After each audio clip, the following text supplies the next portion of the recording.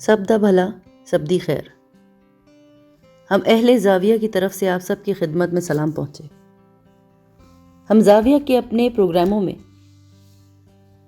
اس سے پہلے بھی دعا کے حوالے سے گفتگو کرتے رہے ہیں۔ یہ اتنا طویل موضوع ہے کہ اختتام پذیر ہو ہی نہیں سکتا۔ اس سے قبل جب اسی پروگرام میں دعا کے حوالے سے بات ہوئی تو اس کے بعد بہت سے لوگ اس موضوع پہ بحث کرتے ہوئے نظر آئے اور مجھ سے بھی بارہا پوچھا گیا۔ اب دعا کا کوئی ایسا ماہر تو نہیں ہوں اور نہ ہی دعا کے حقیقی اسرار سے مجھے آشنائی ہے، لیکن ایک عام شخص کے بطور مجھے یہ معلوم ہے کہ دعا کی کوئی اہمیت ہوتی ہے۔ بدقسمتی سے اگر اچانک بیٹھے بیٹھے یا راہ چلتے ہم پہ کوئی آفت آن پڑے تو اس سے پہلے کہ ہم کوئی تدبیر نکالیں یا اس کے حل کے لیے کوئی ترکیب لڑائیں، ہمارے منہ سے دعا نکلتی ہے کہ اے اللہ خیر کر دے یا اے اللہ ایسا کر دے۔ خواتین و حضرات، میں سمجھتا ہوں کہ یہ انداز بھی کوئی غلط نہیں ہے۔ خدا سے محبت اور اس پر یقین کا یہ ایک انداز ہے کہ ہم ناگہانی صورتحال میں ہی اسے یاد کرتے ہیں، چاہے خوشی ہو یا خوشحالی۔ ہم اللہ کو یاد کریں نہ کریں، لیکن تکلیف میں ضرور یاد کرتے ہیں۔ اب فرض کیجئے کہ ہم نے شیشہ پکڑا ہوا ہے اور وہ ہمارے ہاتھ سے اچانک گرنے لگے تو جو بھی پاس کھڑا ہوگا وہ ضرور کہے گا کہ اللہ خیر۔ اس کے بعد ڈانٹ ڈپٹ بھی کرے گا، وہ اندھا ہے سنبھال کے رکھ، یا مضبوطی سے کیوں نہیں پکڑا۔ تو ہماری بڑی بوڑھیوں میں یہ بات ہوا کرتی تھی کہ وہ ہر وقت خدا سے خیر طلب کرتی تھی۔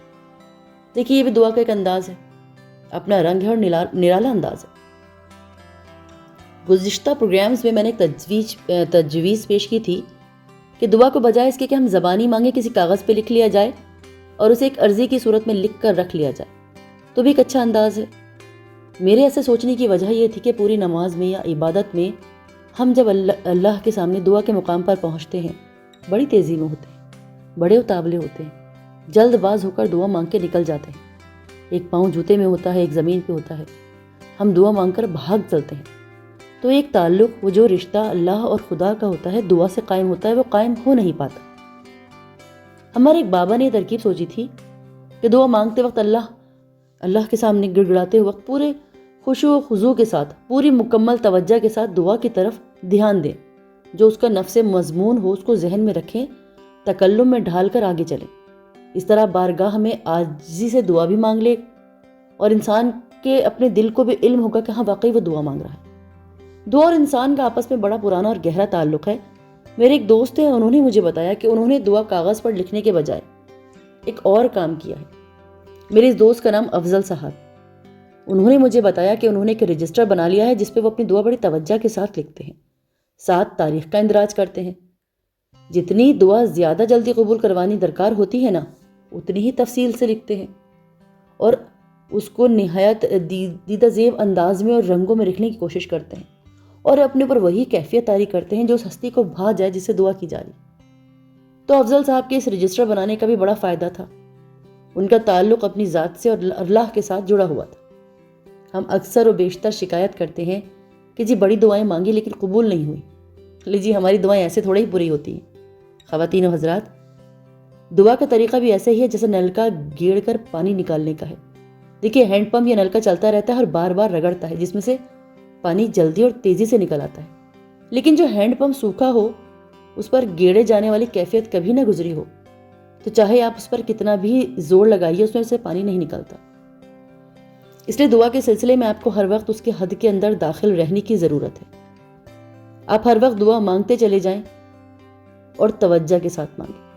جس طرح ہم نے کسی سے ادھار لینا ہوتا ہے یا کسی سے قرض دینا ہوتا ہے، بڑا یاد رہتا ہے، ہم اس کی صحت اور سلامتی کے لیے اور اپنے وعدے پر پکا رہنے کے لیے بڑی دعائیں کرتے ہیں۔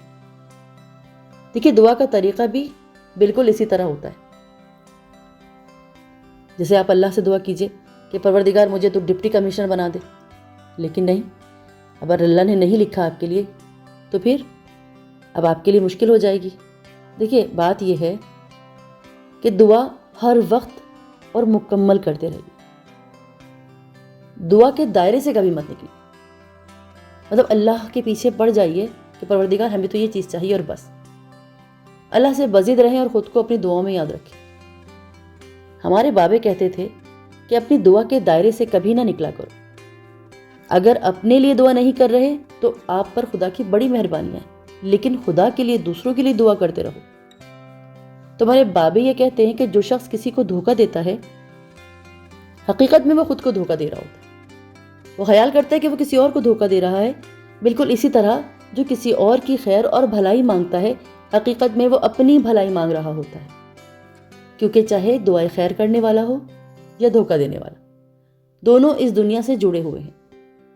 خواتین و حضرات، دعا خط و کتابت نہیں ہے، کوئی چٹھی نہیں ہے، عرضی ہے خدا کے حضور ڈال کر مطمئن ہو کر بیٹھ جائیے۔ اب آپ امید مت کیجئے کہ جواب فوراً آئے گا، اب اس ذات پر اعتماد اور بھروسہ کیجئے۔ تو کچھ دعائیں ہماری ایسی ہوتی ہیں جو اگر قبول ہو جائیں تو ہمیں نقصان پہنچنے کا اندیشہ ہے، لیکن ہم خدا سے شکوہ کرتے رہتے ہیں، اللہ میاں آپ نے ہماری دعا قبول نہیں کی۔ بلکہ آپ جب بھی دعا کریں اس میں یہ جملہ ضرور شامل کریں کہ اے اللہ ہمیں وہ عطا فرما جو ہمارے حق میں بہتر ہو۔ دیکھیے ایسا ہوتا ہے نا کہ خدا ہمیں پھولوں سے بھرا ٹوکرا ادا کرنے کے موڈ میں ہے اور ہم صرف ایک پھول کی ضد لگا کر بیٹھے ہیں۔ آپ نے گلی میں شام کو گزرنے والے ان فقیروں کو صدا لگاتے تو ضرور سنا ہوگا، کل عالم دا بھلا، کل عالم دی خیر۔ یہ ایک انداز دعا ہے جو سب سے بھلا ہے، کیونکہ کل عالم میں آپ بھی شامل ہیں۔ تو ہم بھی ایسے ہیں کہ پھولوں کے ٹوکرے کو تو ٹھوکر مار رہے ہیں، ایک پھول کے پیچھے بھاگ رہے ہیں۔ تو اپنی دعا میں اللہ تعالیٰ کی رحمت کا، شمولیت کا تقاضا ضرور کیجیے۔ دعا کریں کہ اے میرے پروردگار، مجھے کچھ تقاضا ہے، بشری ہے، مجھے فلاں چیز چاہیے اور آپ کی رحمت ہو، اور دعا کی قبولیت اس انداز میں ہو کہ وہ آس پاس کے لوگوں کو بھی پسند آئے۔ آپ خدا سے دعا کریں کہ اے اللہ، جو تو چاہتا ہے ہمیں عطا کر دے، وہی ٹھیک ہے، لیکن یہ ٹھیک نہیں ہے، ہو سکتا ہے کہ اللہ جو آپ کو دینا چاہتا ہو اس میں آپ کی خواہش نہ ہو۔ تو دعا کیجئے کہ اللہ آپ کو مقام دے، اب باوصف کرے آپ کو، اب درپیش ہے کہ آپ کو اختیارات تو ہیں، لیکن آپ یہ بھی دعا کریں کہ آپ نیک رہیں۔ ایک بات آپ ہمیشہ ذہن میں رکھیں، مجھے یہ بات میرے بابوں نے بتائی ہے، میں تو اس پہ اتنا یقین نہیں کر پایا، لیکن مجھے معلوم ہے کہ آپ پڑھے لکھے اور خدا کی ذات پر بھروسہ کرنے والے لوگ ہیں۔ آپ ضرور اس پر یقین کامل رکھیں گے کہ دعا بذات خود ایک بڑی نعمت اور دولت ہے۔ یہ معمولی سا لفظ اپنے اندر بڑی وسعتیں سموئے ہوئے ہے۔ خواتین و حضرات، دعائیں ایک مناسب اور ٹھیک وقت پر قبول کی جاتی ہیں۔ آپ دعا کو خدا کے لیے کبھی معمولی نہ سمجھیں، یہ پروردگار سے رابطے کا سب سے مؤثر ذریعہ ہے۔ میں اور ممتاز مفتی ایک بار ایک ایسے سفر پر گئے جب ہمیں صحرا سے گزرنا پڑا۔ ہمیں وہاں بڑی مشکل ہو گئی، نہ پانی تھا نہ کھانے کو کچھ۔ تو ممتاز مفتی مجھے کوسنے لگے اور مجھ سے کہنے لگے، میں نے کہا نہ تھا کہ یہ راستہ اختیار نہ کرو۔ بہرحال ہم چلتے گئے، ہم اس جانب چلے جس طرف ایک جھونپڑی سی بنی دکھائی دی۔ ہم تھکے ہارے اس جھونپڑی میں جا پہنچے۔ وہاں ایک سندھی ٹوپی پہنے، کندھوں پہ شال ڈالے ایک بڑی عمر کے شخص بیٹھے تھے۔ ان کی خستہ حالی تو ہم پہ آیا ہو ہی رہی تھی، لیکن ان میں ایک عجیب طرح کا اعتماد تھا۔ ہمیں دیکھ کر بہت خوش ہوئے، دبا دبا کر گلے ملے، کنستر سے پانی کا لوٹا بھرا، ہمارے ہاتھ منہ دھلائے۔ ان کی جھونپڑی میں ایک صف سی بچھی ہوئی تھی، اس پر ہمیں ایسے بٹھایا جیسے وہ ہمارا انتظار کر رہے تھے۔ ہم نے کہا، بڑے میاں اس بیابان میں کیسے رہ رہے ہیں؟ وہ بولے کہ خدا نے اپنے مخلوق سے رزق کا وعدہ نہیں کر رکھا؟ ہم نے ایک زبان ہو کر کہا، جی کر رکھا ہے۔ ہم نے اسے دریافت کیا کہ آپ کا ذریعہ معاش کیا ہے؟